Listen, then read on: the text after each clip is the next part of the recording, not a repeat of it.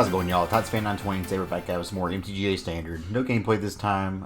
Unfortunately, Wizards has announced it'll be an R announcement, which is fine, but they decided to not push that through until Thursday. So instead of playing some new Standard and having some fun times, we're kind of stuck in a dead Standard format for a few days. So we probably won't have any gameplay until Thursday or Friday, which is unfortunate, but Wizards of the Coast made this weird decision for some reason to delay it for so long, so what can you do?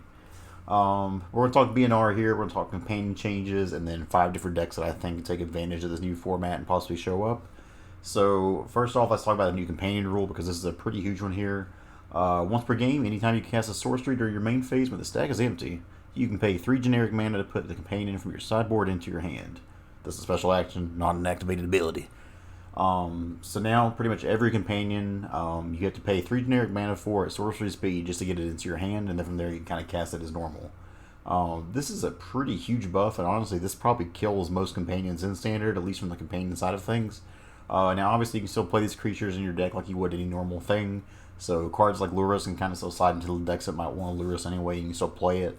But you're not going to want to play 3 mana just to go grab this card and then pay 3 mana again. I mean, that's too intensive. Ramp things, like, honestly, as much as I hate Yorion, this probably doesn't hurt Yorion too much because you ramp so fast in those kind of decks anyways that it may not matter, but that's a pretty big game changer to have to pay 3 mana just to get those. So, again, you can play these in your deck, but a lot of times you just don't want to do so, so I'm not saying companions are dead, but this hurts them a whole lot. Like, for me, I'm a Gruul player, so let's talk about a Mori. I'm not about to pay 7 mana to get a 4 or 5 that makes my creatures cost 1 less, because 7 mana is a hell of a lot of an investment. Now, I can play it in the deck and it works out okay there, it's whatever, but it's just not good enough to make the cut in Gruul, I don't think. So even though you can still play your companions here, they all but killed them here with this update, and I'm cool with that because they've been kind of broken anyway in some spaces, in some cases, Yorion. But I'm sure people have creative ways to play these and get around them. But for the most part, don't expect to be seeing companions like you were before.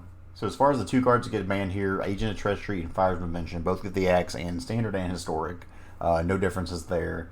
And toot my own horn a little bit, I did call Fires of Invention, even though a lot of you seem to not think that was going to be the case and to get banned. I think it's the right call there. Even though you have the little bit of restrictions here that you can play this and you can't play things at instant speed, you need to drop this down on 4 and then drop another 4 drop, and then next turn play 10 minute worth of spells. It's just too much value, and it stacks over time and keeps going on. It's just disgusting how it kind of take advantage of things like that. So even though a lot of people don't like it, I think banning Fires is the right call. So RIP, the Karuga Fires list, all those kind of decks that really gave us a hard time in Standard with all my different aggro decks out of play. Not having those around anymore as an aggro player is pretty nice. Agent of Treachery, I'm kind of iffy on. I get what everybody's saying. I still think the agent's not the problem, but there's just too many different ways between Luca, between Winota, all of these different ways to accelerate that into play. And instead of banning all those cards and having a mass banning, Agent of Treachery just getting banned itself is probably the easier way to go. So I don't hate it. It's a really feel bad card, especially when it's turn 3. There's ways to take people's lands. It's just, that's not Magic, and that's not the way it's intended. Y'all watched the arena open this weekend, and people were being able to, I mean, myself included. It just felt like if you got to take their lands early on, you just win the game, and that's not really how Magic's supposed to be played. So, pretty big shakeup for Standard here. The companion thing is huge. I know everybody's pretty excited about Agent Treachery and Fire's banned, but the companion thing is going to be the big game changer and really shake up the meta, I believe. So now, let's transfer into this. Let's talk about 5 different decks that I think could possibly make a difference here in the new Ikoria Standard. So first and foremost, since it's not going to be a shock to anyone here, we have some Gruul aggro. This is the list I got thrown together for the post-ban season. Now, it's hard to tell what the meta is going to be or know what's going to go on, so I'm kind of just making this a pretty generic Gruul list right here. So this is the one that I'll be playing. I was honestly excited to play this today, but that was not in the cards thanks to Wizards and their decision making, but we'll skip past that for now. But yeah, this is basically just, I think early on in the format when you're unsure or uncertain of what's going to be going on, it's really good to play kind of just streamlined aggressive decks a lot of times. Control is really good once they kind of get a grasp of the meta and they know what to expect in the meta, because then they can kind of plan around it. But until then, I don't think you have to worry about control too much. So it's time for Gruul aggro to shine right now, I think, and I'm pretty excited about it. Still playing the 8 different 1-drops here in Fervent Champion and Stonecoil Serpent. Now this is kind of similar to the build I had last season, which I was able to get like the top 100 Mythic with, or close to it. Robber and Zhur-Taa on the 2-drop slot here. We also have kind of a 2-drop here in the Stomp with Bonecrusher Giant as well. In the 3-drop slot, we got the Dimir, the Spellbreakers, the Annex, and we're not going to go over every card here and all these decks. I just kind of want to talk about why I think they'll have a place in the meta. Gruul is just a bigger aggressive list. Mono Red's, I'm sure Mono Red will probably be a thing as well. I don't have it listed in this video, but I'm sure a lot of people will just go kind of back to the old school Mono Red like they used to before. But Gruul usually it felt like I had a good matchup against that because you kind of do the same thing where you put on a similar clock to what they present. However, you have bigger creatures to block them and really hold back the line. So I think Gruul aggro is going to be in a good spot here. Obviously, the mana hurts a little bit, but when you have these fire-ass Godzilla lands, it doesn't matter. So that's what we got here for Gruul aggro. Let's take a look at the next deck, shall we? So another deck I think that could possibly come up that hasn't really got to see much play yet is Mardu Humans. Now, I played early on with Mardu Humans before, and I kind of liked it. However, it just never really found much of a place in the meta. But with the things of fires and the bannings going on now, I think that could possibly change. I expect once control gets going on, we'll still be able to see some board wipes and people will be packing in some ways to wipe the board here. But Humans does a really good job of being able to kind of go wide and be aggressive like you want to in this format as well.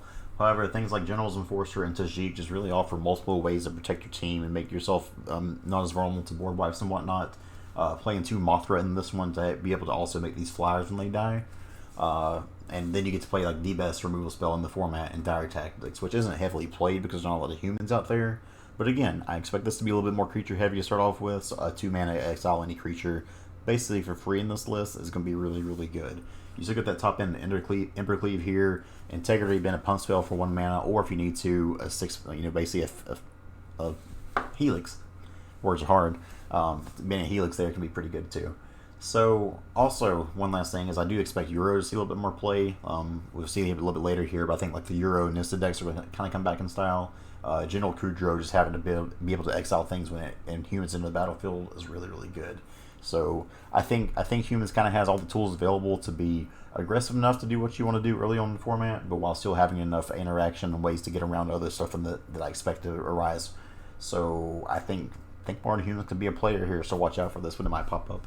So as I was saying, I do expect some Nissa decks and some ramp decks to come back up. I just kind of took a Sultai ramp deck that I've seen online here, but I wouldn't be surprised to see something like this pop up again. Euro's been around. It's like Euro hasn't been here at all, but it's not really going to see as much play as the late. It's just been a little bit too slow, and people can steal your stuff on turn 3 or turn 4 with Agent.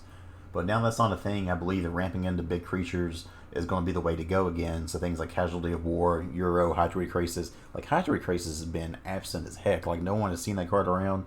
And it's because you don't want to spend all this mana to make this really big creature just to give it to the opponent and let them kill you with it.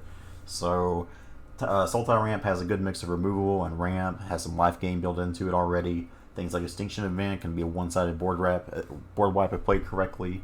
4 Cry in the sideboard. I mean, you have you have the answers to everything you want to do in these kind of decks. So Andrea Mengucci made these kind of things popular first off, and I think this kind of list, whether it be with Nissa, whether it be more Hydroid Crisis and Euro focused, one way or another, I do think the Sultai Ramp or some kind of ramp shell is going to make its way back onto the table for this new standard.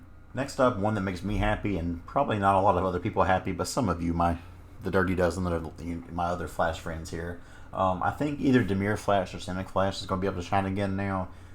Before, it was really good against the Yorion decks, but sometimes with Teferi on 3 and just all the ways they can kind of carve out and stuff, it could be a little bit difficult. And also, like the biggest thing with this is even though it's good against Yorion, the Rise of the Obosh decks kind of just killed Flash. I mean, you cannot beat Obosh list to save your life, whether it's mono red or mono black.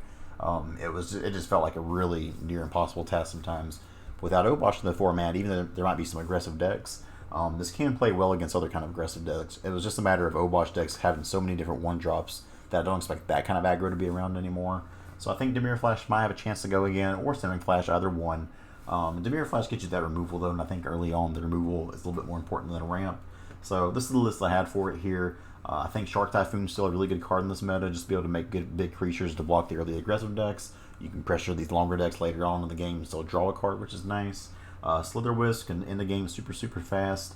It just kind of depends on what removal's played around in the format here. But you get your Heartless Axe here, you get more in the sideboard, Cry the Canarium.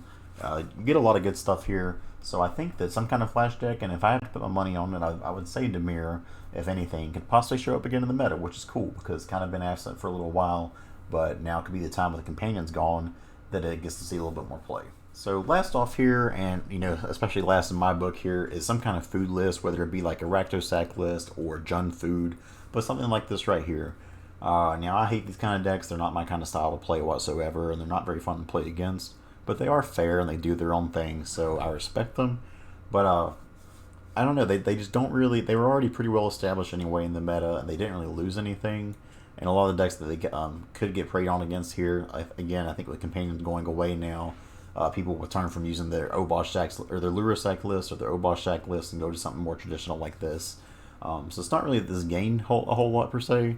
It's just that it's still a good archetype anyway. Now that the Companions are banned, essentially, you kind of just go back to this as been the best version of a sack deck, I think.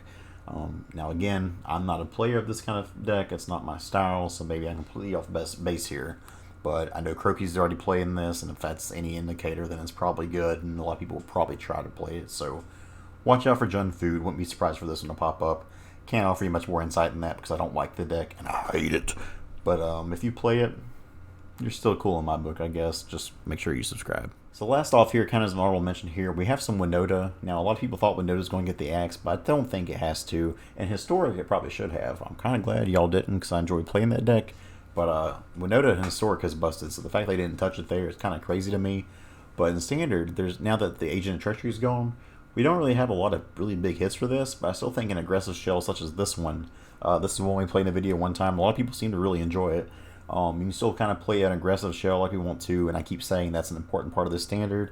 You still have the Generals, Enforcers, and Tajik, which is a really good combo to just kind of protect the most of the team there. And this Winota shell allows you to play a pretty quick deck list that can still get you some Winota triggers, throw those Haktos into play, throw those Judas and Tajiks out there, and all of a sudden you're just swinging for a lot more damage than you thought you would. You're protected against non-creature damage. It's just a very interesting deck, and I don't think people really expect it. I think people expect it now that Agent's gone for Winota to just go away. So you play this aggressive shell here, and then you slap down Winota anyway. Remind them, hey, it's still here in Standard, and then you just pick up some free wins with it sometimes. So not sure if this one in particular is going to see a lot of play, but this is one that I want to go back to and try again because it was fun the last time, and I think it actually gets better with the changes to the format now. So that's all we got. Hope you all enjoyed. Again, we'll probably have some more content with the new Standard on late Thursday or possibly Friday. It's going to be a while. I hate that, but why Wizards decided to make this move, and that's a big problem I have. I don't want to get on my soapbox too much, but it's really frustrating they announce these announcements ahead of times, because the announcement is already pretty just frustrating anyways, because then we just kind of know we have the arena open, we know we're kind of playing a dead format there. Then we get the announcement on Monday, but we got to wait 3 more days for them to actually do anything about it. It's already live on Magic Online, so if you can go play on Magic Online, you can do that. But not putting this here until Thursday is super frustrating. So if any random Wizards persons happen to be watching this, I was hashtag sponsored last week, and I still appreciate that. Please don't do this anymore. I know that sometimes downtime has to be taken, and that's fine, but y'all have had a week to do this, and you knew it was going to happen, and then honestly, these don't seem like super hard changes to make on this end, so just put us out of our misery waiting here. As content creators, making the job really hard on us to have to do this kind of stuff whenever there's days we're just playing dead Standard. It sucks for everyone. So that's my little rant there. Hope you all enjoyed the video. If you did, like, comment, subscribe. Thanks for watching. We'll see you next time.